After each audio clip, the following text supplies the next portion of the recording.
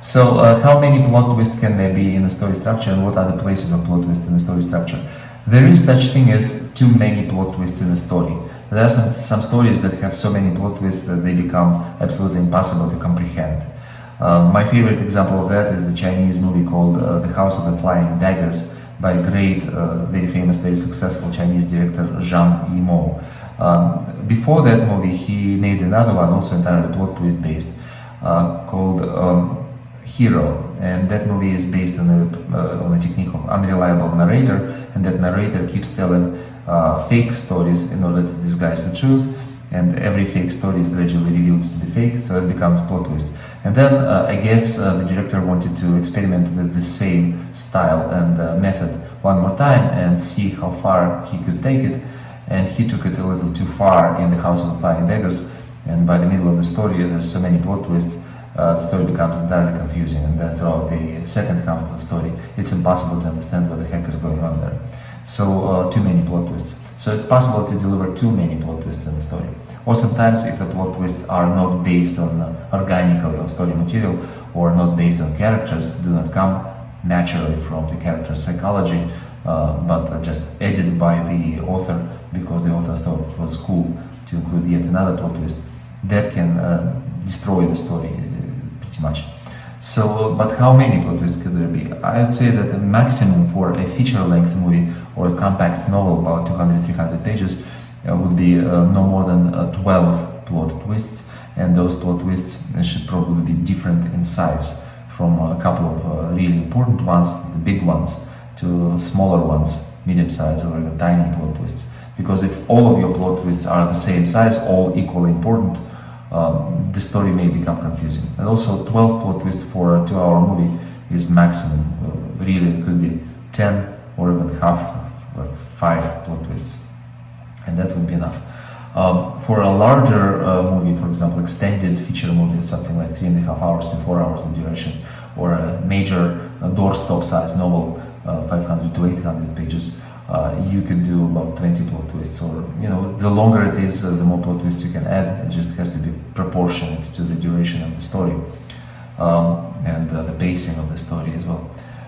In the TV drama series, if it's serialized storytelling, a series of novels, if we don't know how many novels we're going to actually write, theoretically it could be infinite number of plot twists, but for one episode, if it's a drama series, for example, 1 hour drama series, which means that the episode itself is probably a little under 1 hour because there's also commercial breaks to be included. It could be about 5 or 6 plot twists per episode.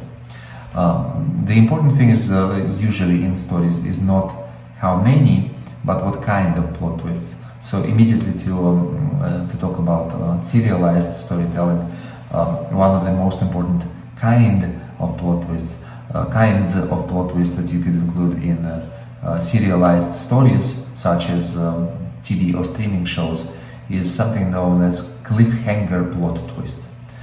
Cliffhanger in itself doesn't have to be a plot twist. It's simply the kind of dramatic situation in which an important character, usually the protagonist, but sometimes the secondary character, or even an antagonist, a bad guy, finds himself or herself in the situation of life or death, or in some kind of mortal peril.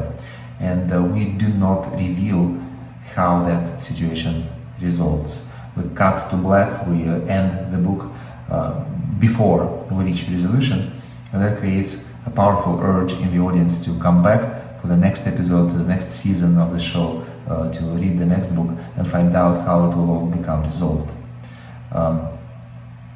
I would say to my students who write TV pilots, probably the most important element to include into their TV pilot would be the cliffhanger moment at the end of the pilot, because that greatly increases the probability of exactly, thank you, Mona.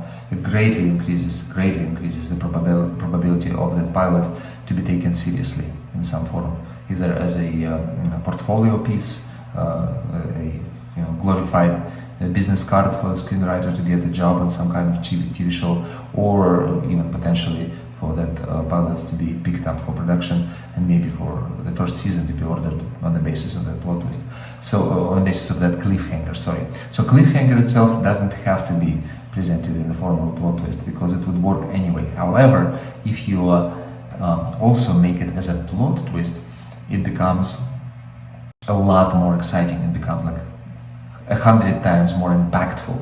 The combination of the plot twist and the cliffhanger in the same scene increases the probability of the positive outcome for that pilot, or to increase the probability for the audience to stay with the story and come back for the next episode. To give you an example, for example, let's say that we have a whodunit story.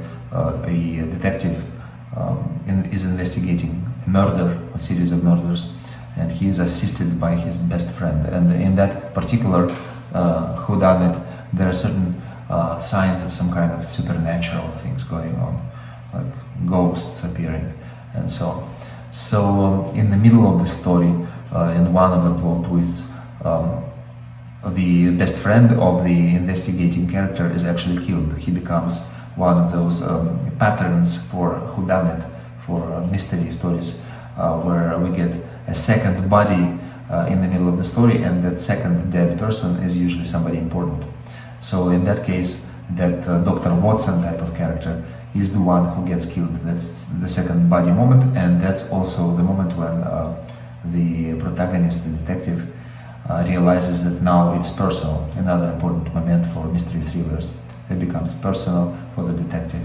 So the detective investigates, follows the clues, puts things together, and finally the murderer is caught, arrested, goes to prison, and the story is over. And our detective is in a hotel room, ready to go home.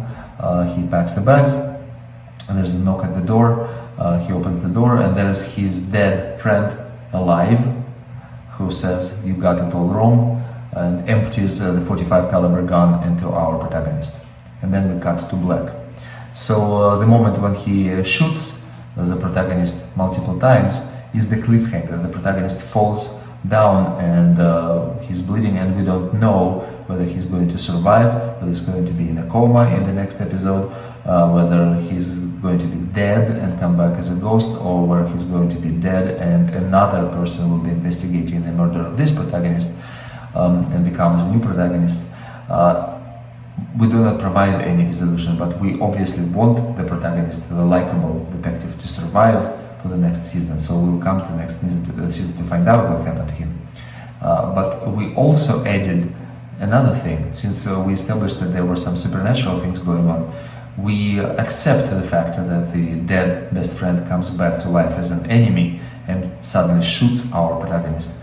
But that still comes as a surprise, as a plot twist, and that's the combination of a plot twist and the cliffhanger that may potentially sell our pilot to the investors and makes them try to produce it. So something like that, that would be a surprise of a cliffhanger plot twist. In general, plot twists usually are, if the plot twist is written well, it should play a certain role in the story. And that's often the difference between well done plot twist and a terrible plot twist.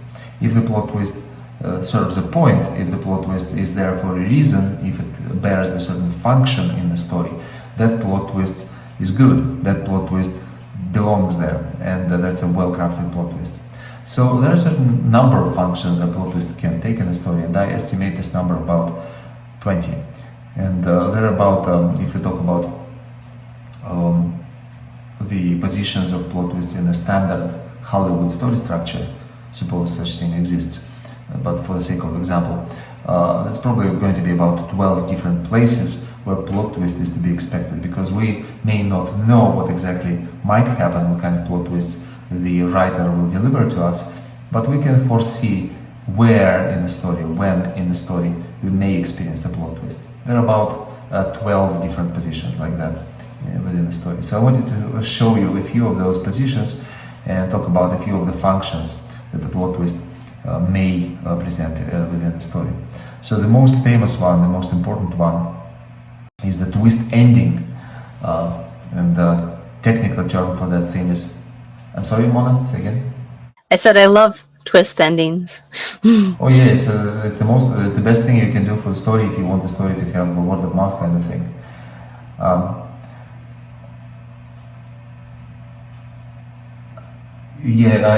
Johan, I'm reading your comment about Hero and Flying Daggers. Exactly, he was trying to do something innovative with Flying Daggers, but also experimenting with something he already achieved in Hero, and in Flying Daggers it just didn't work as well.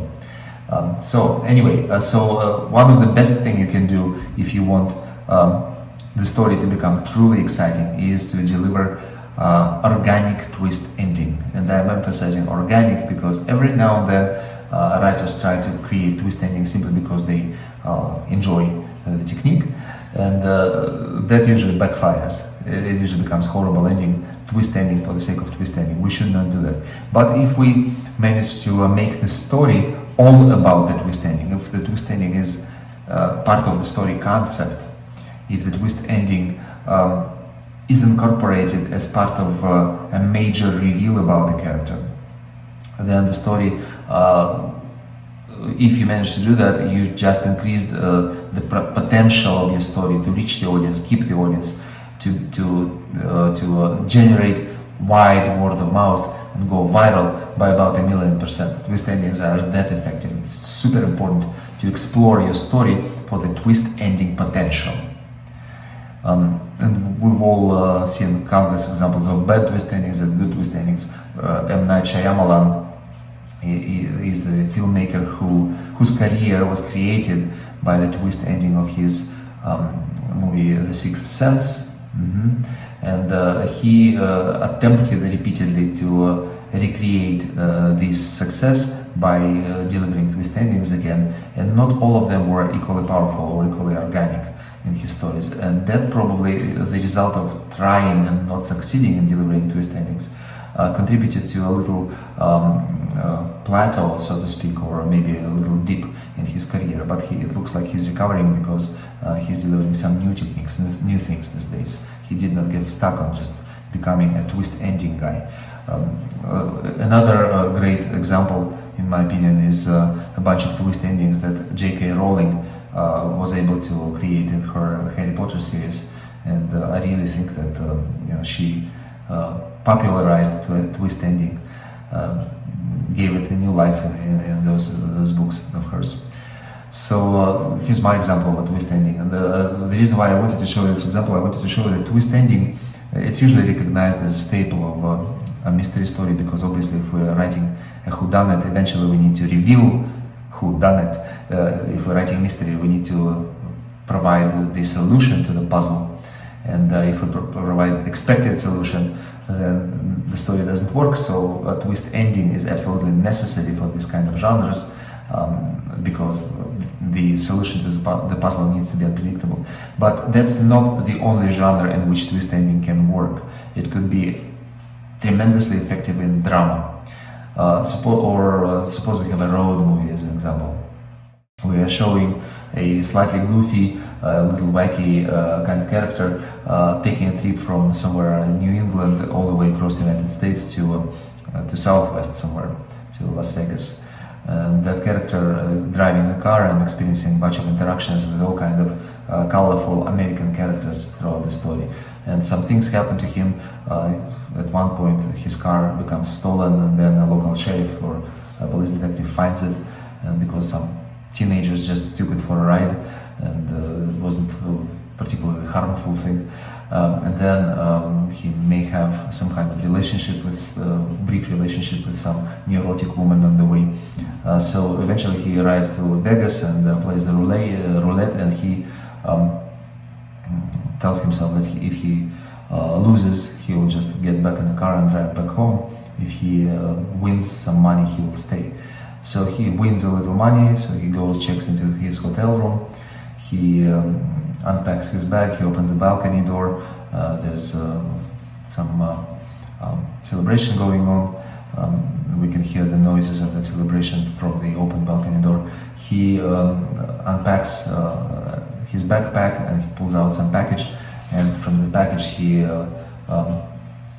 assembles a sniper rifle, he walks out on the balcony and starts shooting at people. And that's a twist ending. And that becomes a drama. And the interesting thing about the way I presented it, obviously we will have some setup throughout the story for that event to happen. For example, he will be asking people he meets about what they live for, what's the meaning of their life. Is it meaningful, or do they find their life entirely meaningless? He will be talking, well, there will be some situations of randomness, and he will be asking questions about what random events happen in your life. There will be a scene, because sometimes in some places in America you still can see sky. Not in New York City, but in Arizona, I saw an amazing, absolutely amazing night sky where the entire galaxy is visible, the entire cosmos is visible. So we may show something like that, a really beautiful scene with starry skies, and there could be a conversation about how insignificant a human being is in comparison with the whole infinite universe. So all of those things would be creating the false notion of that character as being empathic, but in reality he is questioning the value of human life throughout this entire thing, and we get to experience the phenomenon, the tragic American phenomenon of mass shooting throughout the entire story through the mind of the mass shooter. And then we reveal him to be mass shooter. We don't even show the people who he's shooting at, we just show the moment when he begins to shoot. And then we cut to black. That's our plot twist. And the power of the twist ending is that it sends people back, the audience, the readers, back through the entire story, retracing the steps of the character again, and connecting the dots again, and finding the new and different meaning in everything that happened before. Sometimes they re-experience the cycle through the story several times to make the sense of what just happened. And that's the power of plot twist. As I said, plot twist makes people think. It's probably much more important than the fact that plot twist makes people excited. It also makes people think. It makes people rethink what they just experienced. It's a very important technique on many levels. So that's the power of the twist ending. That certainly makes people think, and it makes people talk about your story. It makes people want to share the story. Let's talk about commitment plot twist. Commitment plot twist is a cool thing to do. In general, commitment episode in a story is usually necessary if the story is telling, if a story is a story of a journey. If there's any kind of journey in your story, whether it's from point A to point B physically, or a journey of the transformation of a character, or maybe it's a mental journey that takes place entirely in the character's mind without him or her going anywhere really. There's usually a moment when the character decides to go on that journey, commits to the journey, and that's a moment of commitment. Very typically, that commitment moment can happen in one of the two places. Most likely, more typically, commitment occurs between the first and second act. Relatively speaking, if the story has acts, there's first and second act, and somewhere between there's going to be a moment of decision making, and that's where the character decides to go on that journey. Or the character may be forced to go into the journey by external forces, by another character, or by even impersonal force. So in any case, once there's a commitment happened, there's no going back, there's only a path forward through the journey of transformation, the journey from point A to point B. There's no, the character is locked in the second act, there's no going back into the world of the first act, and that's the importance of the commitment phase of the story. So that commitment phase doesn't necessarily have to come as a surprise. It could be entirely unsurprising. In that case, there's no plot twist. But if the story allows you to deliver the commitment moment for your protagonist or another important character in the form of a plot twist, again, it makes people think and becomes much more emotionally impactful and much more unpredictable and much more exciting. So, okay, so suppose we have a story about a workaholic father, workaholic husband, who doesn't have time for his children and for his wife. And his wife constantly brings up the subject, can you give us some time, can you be with us, can we go somewhere together, can we experience something together. His children are upset that he doesn't give them any attention and doesn't visit the important events at the school and so on. But this protagonist, the unavailable father, unavailable husband, he's intently focused on higher values for him, which is being a great provider, achieving success in his career, making a partner in his firm, earning more money, earning his bonus, proving his manly worth through his success, these kind of things. And then at some point he buys an airline ticket and quits his job, and all of a sudden we find him in a wild third world country whose language he doesn't speak, and he is hiking across this country on foot, entirely on his own. He didn't even inform his family that he is leaving.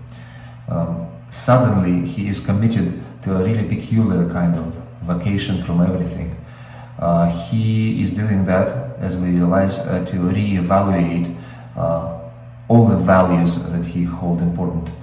His success, the money he can earn, the social status, social position within American society, if the story takes place in America, for example, and even such an important value as family and children. All of that he realizes was fake, even his family in a way. So even if he wants to reconnect to his family, he first needs to understand who he truly is, and that is the commitment to the journey that he suddenly took as a surprise. So that would be a commitment plot twist. Here I need to tell you a little bit about two different categories of plot twists that we can use: passive plot twist and active plot twist.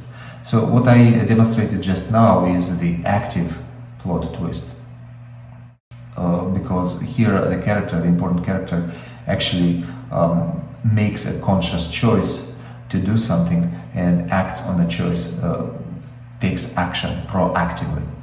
That's active plot twist, that the plot twist that comes from the intent of the character. But there could be also a plot twist that is delivered to the character against their will, against their choices, and nobody is asking the character, and that still could create any type of plot twist, including commitment. So there is one notion, and it's a false notion, that I notice in emerging writers sometimes. Honestly, I don't know where it comes from, but I did see it more than once, and it's worth mentioning. So a lot of beginning writers, inexperienced writers, or even sometimes experienced ones, believe that all the important events in the story, for whatever reason, must come as the result of a conscious choice of your protagonist, or at least some other important character. That kind of notion actually limits a writer's ability to create exciting stories, because that's just not true. You know, there could be a sudden earthquake. We show a family that is perfectly happy. They do have time for each other. They have a family reunion.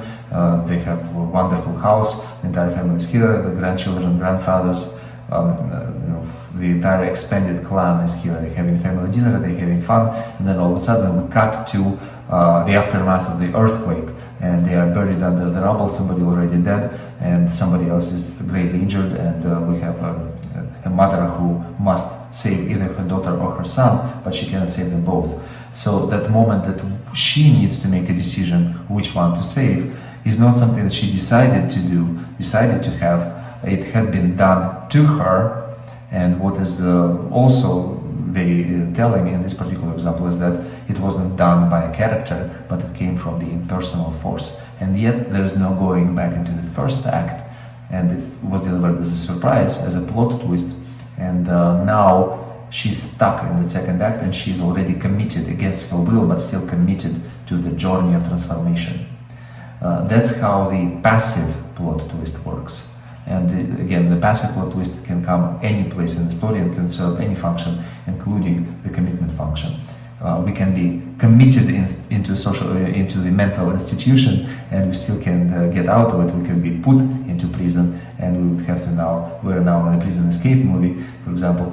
But that commitment to the journey of transformation had been imposed upon the protagonist by an external force, sometimes by another character, or sometimes by by impersonal force like an earthquake or a bomb explosion or something like that, terror act.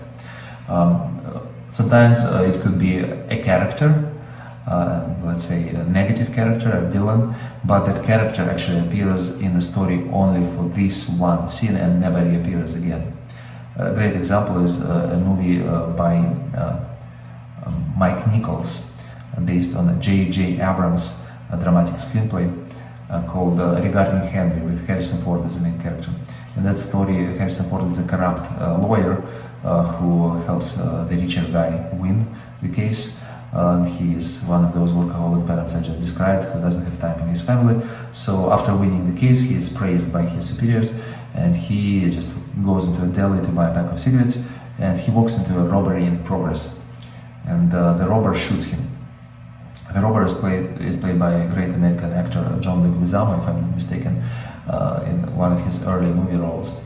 But that robber appears for that just one scene and never reappears in the story again. He is essentially a glorified extra, an episodic character with no lines, or maybe with just one or two things he says, and there's no police investigation as part of that story, because the story is about something else. It's not about catching the bad guy, but about the protagonist readjusting to the new normal, becoming a better person in the process, and learning to live as this new person. So it's a drama, not a police procedural. So in this case, it happens as a surprise against the will of the main character, and that surprise, that plot twist, that turning point into the second act, the commitment moment, is not even delivered by an important character, by just a minor bit player. So things like that expand our ability to craft sophisticated stories, because they allow us a lot of options. Not only it comes from as a conscious choice of the protagonist, but it comes in any way, and it's still a very tremendously effective and powerful moment in the story. So another kind of plot twist that we could use is a mirror image of the commitment plot twist. In this case, it's a recommitment, and that usually happens before the final act. Before the final act, recommitment is the moment when the protagonist, who already abandoned the quest, the journey, suddenly finds himself or herself motivated to go back on the journey. And usually that recommitment moment is something psychologically justified. It may come from inside of the character, it may also be spurred by somebody else from the outside, just like the commitment. Here's my demonstration. So let's say it's a caper story, it's a comical caper about a bunch of failing criminals who are trying to steal a crown from a museum. It's an ancient Roman crown made of pure gold with a lot of encrusted with a lot of diamonds, and one attempt at a time they fail to steal the crown, and live to experience some unpleasant repercussions until by the end of the second act, our protagonist, the failing career criminal, decides to give up on the journey, and he goes and gets drunk instead. In the pub, he brags to everybody or complains to everybody that he wanted to be a famous criminal like Al Capone or like Bonnie and Clyde, but looks like he's going to look for an honest job. And nobody takes him seriously because everybody thinks he's just some drunk guy who makes things up in order to make himself feel important. But there is a Catholic priest there who's also a little tipsy, who actually pays attention, and he tells our protagonist that he has an honest face, honest eyes. His heart is reflected in his face. His soul is pure. So he's absolutely right. He is at this transformative moment in his life. He must go and find an honest job. He must find an honest girl and have a family, because he is essentially not a criminal. It's obvious to the priest that our protagonist is a good guy at heart. So go, my son, and sin no more. So our protagonist, the failed career criminal, walks out of that pub enlightened. He's wobbling along the street, and he happens to be right on that street where the museum is. So he sees the office window of that museum, and he sees a brick. He grabs a brick, he smashes the window with a brick, crawls in, walks straight to the hall where that crown was displayed, grabs the crown, sets off the alarm, the police comes, he crawls out of the window and walks away. He did that not because he wanted to try a last chance, last opportunity to steal that crown, but because he wanted to be arrested. He wanted to be on TV as a criminal, as a professional career criminal who attempted to break into the museum and steal that artifact. He wanted to be famous, he wanted to have a reputation as a criminal, he wanted to go to prison as a criminal. He wanted to prove to himself that he can, at least in some way, fulfill his dream of becoming a famous, badass kind of thief. But it so happened that he did not get caught. So now we're in the final act of the story, and he's trying to fence that huge chunk of gold with diamonds, and nobody wants anything to do with that because it's a hot item. So he's in trouble again, and he's again in a series of ridiculous situations because of that. But that plot twist, the moment when he smashes the window and crawls in, is the recommitment moment for that protagonist, because he goes back onto his caper, onto his journey of stealing that crown, and again it becomes a comedy. So that's the kind of thing that recommitment plot twist does. It puts the character back toward the goal. That is my example. I want to stop myself here for a second and ask you guys if you have any questions. And I actually see the questions. Yes, Johan, exactly. Frodo taking the ring to Mordor is the commitment, and it's a plot twist. That's a very interesting moment there. And the unique thing about that particular commitment is that it's not forced by anybody else. It actually comes from the character. Usually when commitment happens, writers do attempt to do something that locks the character in the second act. It makes it impossible for the character to go back into the world of the ordinary world, so to speak. And usually there is some kind of blockage, obstacle that makes it absolutely impossible to go back. But very often writers actually think that the character's own determination can be that obstacle, that the character just cannot take his word back and go back because they're already committed, because that's the right thing to do. And that's makes Lord of the Rings kind of unique in many ways. And by the way, there are some amazing plot twists in that story. The ending plot twist, the twist ending when Frodo, after all the journey, decides to keep the ring, and then the villain is the one who saves the day. That's such a wonderful plot twist, really great. So yeah, Tolkien knew what he was doing. And also, yes, you're absolutely right that his involvement was supposed to end, but that's the journey just begins. And that's usually also, not usually, that's actually very unusual, very cool plot twist again, because we expected the story to end, but that's where the story just begins. That's kind of awesome.